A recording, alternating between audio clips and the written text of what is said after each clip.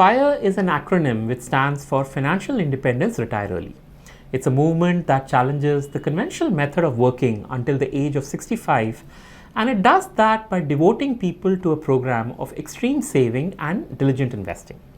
To put it more functionally, followers of the FIRE movement hope to be able to quit their jobs in their early 40s and even in their 30s to live the rest of their lives solely of small yet disciplined withdrawals made from their investment portfolio. Now, this concept of FIRE was inspired by a book titled Your Money or Your Life, which was written in 1992 by Vicki and Joe Dominguez. For Robin and Dominguez, financial independence wasn't just an idea, but it was a way of life. It was an existence built around self-sufficiency, moderate consumption, control over one's time, and seeking greater satisfactions from life outside the 9-to-5 rat race. And while it took the world a decade and more for the concept to sink in, the FIRE movement now has many disciples who extol the virtues of this approach. Take, for instance, Pete Adney, who retired from his job as a software engineer at the age of 30 by spending only a small percentage of his annual salary and consistently investing the remainder in stock market index funds. Some of you might have even heard of Pete Adney, who goes by the pseudonym Mr. Money Mustache, where Pete, through his website, gives practical advice and motivation to fellow mustachians to build a life for themselves that's free from financial worries. Today's FIRE community has expanded beyond software engineers to include a wide array of normal people pursuing not so normal lives as a writer, bloggers, YouTubers, travel enthusiasts, podcasters, etc. As a matter of fact, there are a lot of books and blogs on this subject, and for your benefit, we've compiled a few of these, whose links you can find in the description section of this video.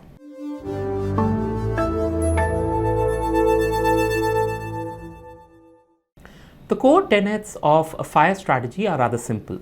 Firstly, you start by saving 50 to 70% of your income, so that's the plan. Secondly, you show economic discipline by living frugally. And thirdly, you invest your savings wisely, with the preferred instrument being a low-cost index fund. And that's it. Save more, spend less, and invest wise.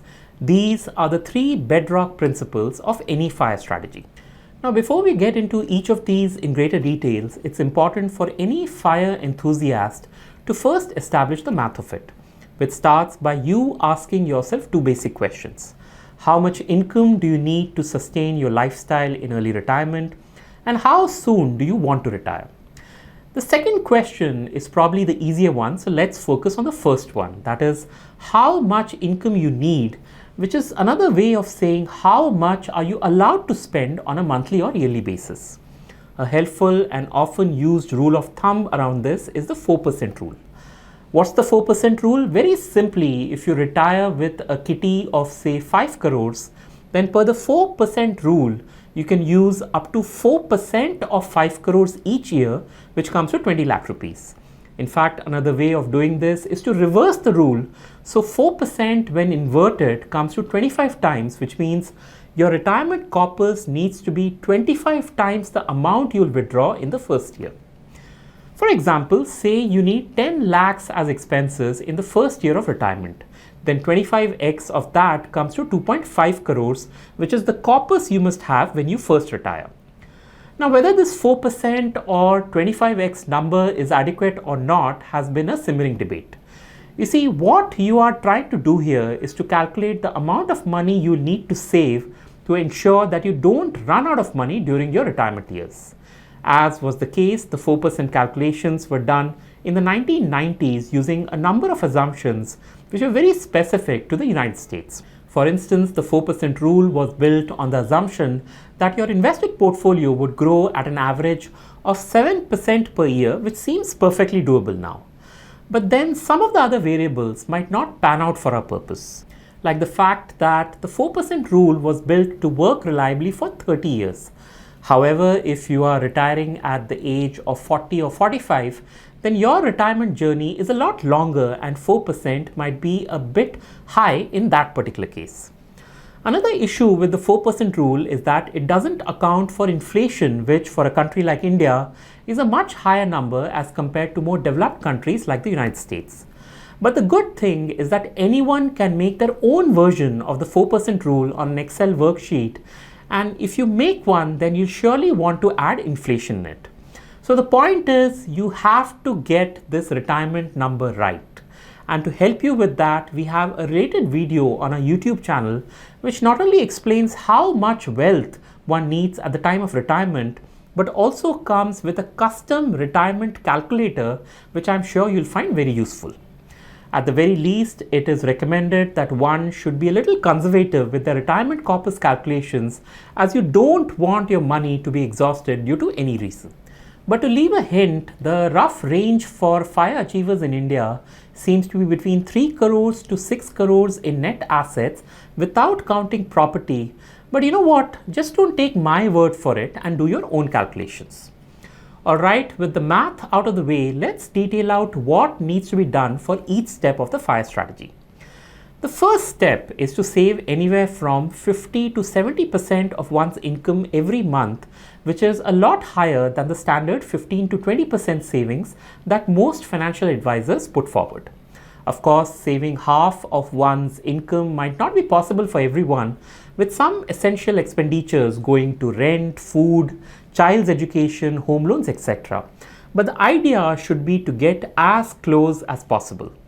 In that context, what can really help is a boost in your income, which can be done in many ways, like taking up a part-time job or some extra consultancy work, or asking for a pay hike, or changing jobs for a better salary, reskilling oneself, or of course starting a side hustle, which can be a mix of active and passive work. Now, before you mock at this, saying that this is impossible to do, I do know of one friend who has done just this and virtually turned his financial life around. So this friend, in addition to his day job as a data scientist, did the simple task of signing up as a data sciences and machine learning educator with one of India's online training companies. Essentially, he leveraged what he already knows, and as a consequence, he has more than doubled his monthly income, and his monthly savings have gone up from somewhere around 20% to almost 70% of his monthly income. In other words, he is on fire. The second step under the FIRE strategy is to spend wisely. Notice I didn't say don't spend, I said spend wisely, which means you identify what is essential and what expenses can be tagged as discretionary. Now, FIRE enthusiasts have a lot of helpful tips on managing expenses. This includes driving a used car rather than a new one, use public transportation, especially if you're living in the city, consider renting instead of buying a house, make your own meals, cut restaurant expenses, avoid credit card debt and use them for rewards, etc. Now, this can be a pretty long list, but I'm sure you get the point. Another area worth considering here is the importance that's given to passive income by the FIRE community. Now, passive income can be of many kinds, like dividends from your stocks, interests from your fixed deposits, your blog income, your YouTube channel monetization, rental from properties, etc.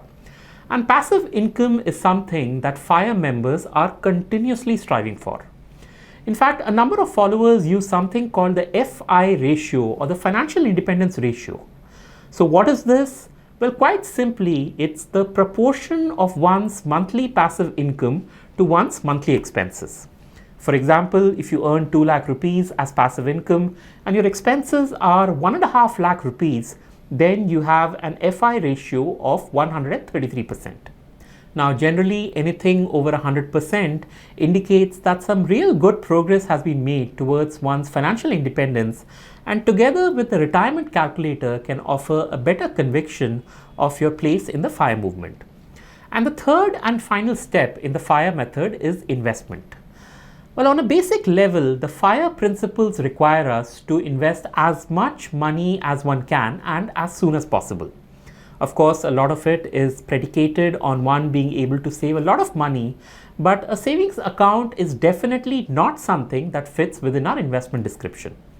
The FIRE movement requires its followers to give one's money the best chance of growing, and especially in developed countries like the United States, using a low-cost index fund or exchange-traded funds do that job rather effectively.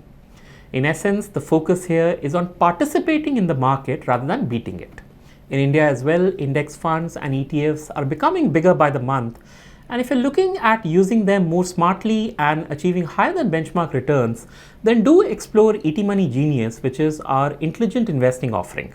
Genius uses multiple strategies, multi-asset allocations, periodic rebalancing, risk management, volatility management, etc. to offer its investors higher returns, consistent returns, and also offers better downside protection. So if you haven't tried Genius yet, then do head down to etmoney.com or the ETMoney app for more information on the same.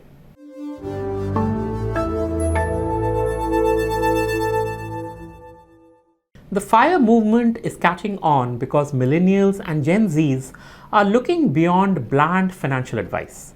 For instance, a lot of them are questioning the utility of the current system, which encourages a consumerism-led template of take a home loan, buy a car, work 9 to 5 for the next 30 years to repay these loans, and accumulate enough wealth to retire in our 50s or 60s.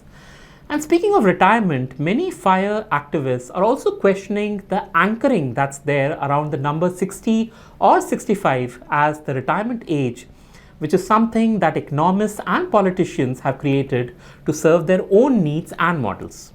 Simply put, today's younger generations are putting up a case that our traditional views are outdated. They are advocating the creation of a new rule book where people can live their lives on their own terms. And FIRE might be that solution, as it gives many of them the financial breathing room to work part-time doing something that they enjoy, converting a hobby into a business, spending time with their family, traveling, etc. In essence, when they use the word retire, it is not to say that they have stopped working, but it is to indicate that they have happily retired to something else that they absolutely love. But having said this, it is not right to say that financial independence is easy to achieve. In fact, it's quite hard, to the point that the FIRE movement may not be for everyone. You see, many people get bothered by the idea that FIRE requires you to sacrifice too much of the now. This is in spite of the fact that many FIRE practitioners say that their new lifestyle is deeply gratifying to them and also pushes them to be creative and collaborative. Questions around how much sacrifice one would have to make will crop up quite often, and that will really depend on your goals, your disposable income, and what you're prepared to give up or cut back to keep your savings rate high. But hopefully, with some of the techniques we have learned in this video on keeping your income high, your expenses low, and your investments right, there are enough bullets in the chamber that will allow you to take a good shot at FIRE, or at least some version of it. If you have some ideas on how your version of FIRE will look or shape up, do type them out in the comments box of this video, and maybe you and I can have a chat about it sometime. Once again, thank you for your time. Do like this video, subscribe to our channel, check out Genius on the ET Money app, and I look forward to catching up with you next week on another video on the ET Money YouTube channel. Until then. Mutual fund investments are subject to market risks. Read all scheme-related documents carefully.